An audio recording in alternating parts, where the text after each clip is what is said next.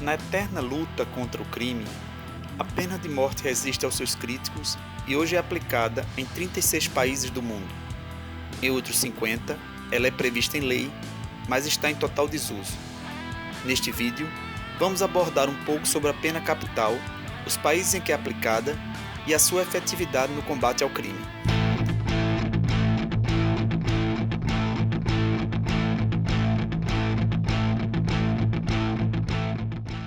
Há relatos da utilização da pena de morte para praticamente todos os crimes no Egito Antigo. Os hebreus e os babilônios também a utilizavam em larga escala. O Código de Hammurabi é a legislação mais famosa que previa a pena capital sob a lei do talião, que se baseava na justa reciprocidade do crime e da pena, simbolizada pela expressão olho por olho, dente por dente. A China é o país que mais aplica a pena de morte no mundo, sendo executados anualmente mais de 1.000 pessoas, chegando em alguns anos a atingir a marca de 5.000. O condenado é morto com um tiro na nuca, sendo o custo da bala cobrado dos seus parentes. Os crimes em virtude dos quais a pessoa pode ser condenada à morte são sonegar impostos, cometer atos de vandalismo que colocam vidas em risco, tráfico de drogas, sequestro, estupro e assassinato. Após a China, os dois países que mais executam presos são o Irã e a Arábia Saudita. As punições ocorrem de acordo com a lei islâmica, que tem como base os ensinamentos do Alcorão. Dentre os diversos crimes que são punidos com a pena capital, estão atos que na maioria dos países ocidentais não são considerados crimes, como o sexo homossexual, o adultério e a apostasia, que é renegar a religião. Os métodos de execução mais utilizados são a decapitação, o apedrejamento e o enforcamento.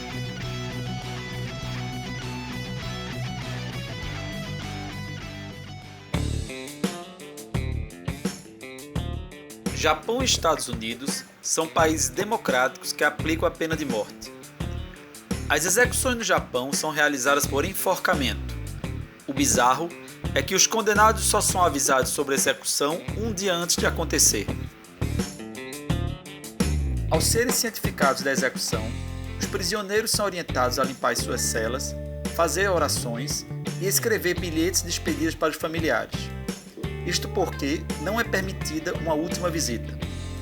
Quem decide quem e quando será a execução é o Ministério da Justiça. Tudo é mantido em sigilo, com o objetivo de impedir que grupos contra a pena de morte possam causar tumulto e intervir no dia da execução. Os condenados no Japão têm direito de escolher a sua última refeição, mas estão impedidos de ver seus familiares para dar o seu último adeus.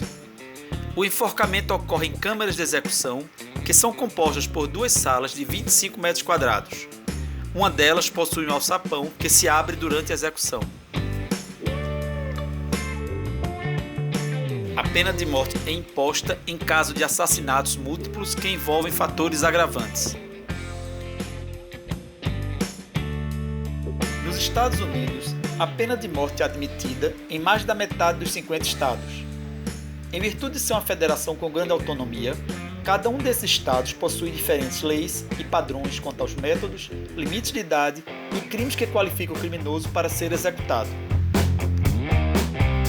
A rigor, existem 5 métodos de execução nos Estados Unidos: o fuzilamento, a câmara de gás, a eletrocução, o enforcamento e a injeção letal, sendo este último permitido em todos os estados que aplicam tal forma de punição.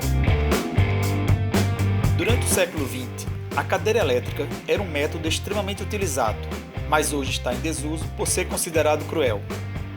A execução consistia em fazer passar pelo corpo do condenado uma corrente gerada por 2.000 volts, o que literalmente o queimava vivo, fazendo, em alguns casos, os olhos saltarem da órbita.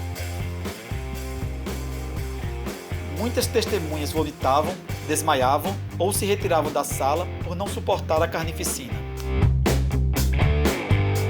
Hoje, a injeção letal é a forma de execução mais usada, justamente por ser, em tese, mais humana do que a cadeira elétrica. O procedimento é parecido com o método de aplicar anestesia geral, mas os produtos são usados em doses muito mais fortes. São administradas separadamente 3 substâncias químicas em seringas distintas. Primeiro, o tiopentato de sódio, a fim de induzir o condenado ao coma. Segundo, o brometo de pancurônio, que visa paralisar o diafragma e os pulmões. E por fim, o cloreto de potássio, para fazer com que o coração pare. Apesar de ser um processo pensado para não causar sofrimento, já que existe uma ordem para as drogas serem ministradas, há muitos casos de fracasso na aplicação da primeira substância que serve como analgésico. Em tais situações, os presos estão conscientes quando os pulmões e o coração vêm a parar de funcionar.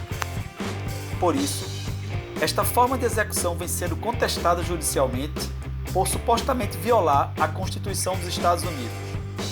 Em abril de 2006, o juiz Malcolm Howard, do estado da Carolina do Norte, sentenciou a execução por injeção letal como sendo cruel e desumana.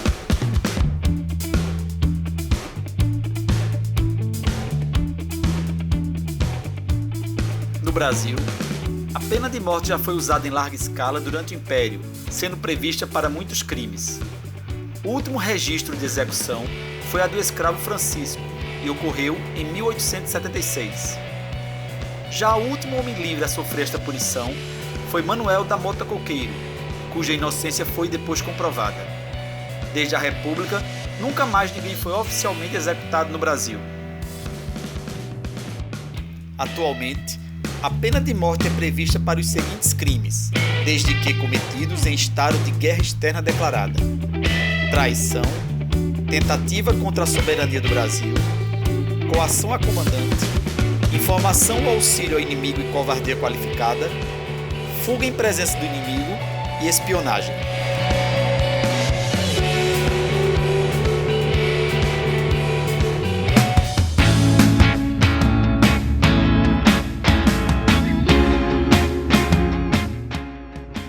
Não existe comprovação de que a pena de morte tem efeito sobre a diminuição da criminalidade.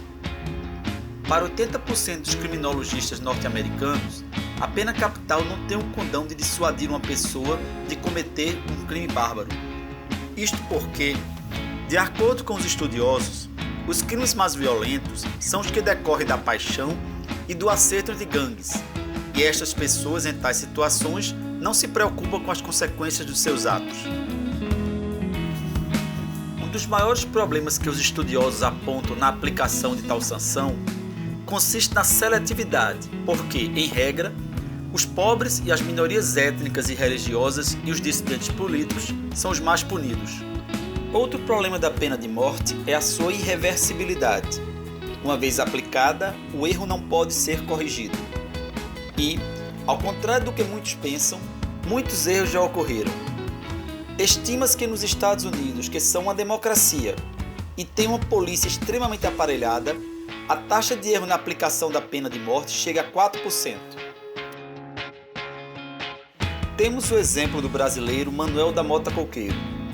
Outro exemplo, e este muito mais famoso, foi o caso do bandido da luz vermelha. Carol Chessman foi executado na câmara de gás com poucas provas em seu desfavor. O incrível é que houve uma ordem judicial para suspender a execução. Entretanto, esta ordem infelizmente não chegou a tempo por uma falha de comunicação. Outro caso emblemático foi de Troy Davis.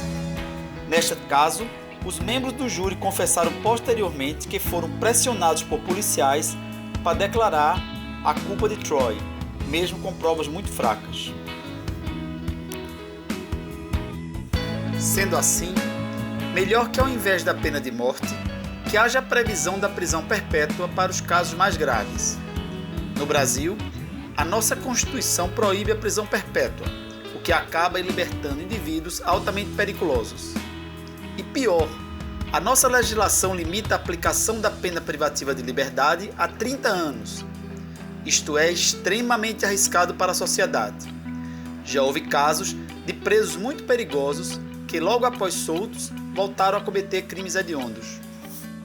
Por isso, no Brasil, ao mesmo tempo em que não é interessante a institucionalização da pena de morte para crimes comuns, faz-se necessário um aumento no rigor do nosso sistema penal, sendo a limitação de 30 anos um equívoco que acaba permitindo que criminosos incorrigíveis voltem ao convívio social.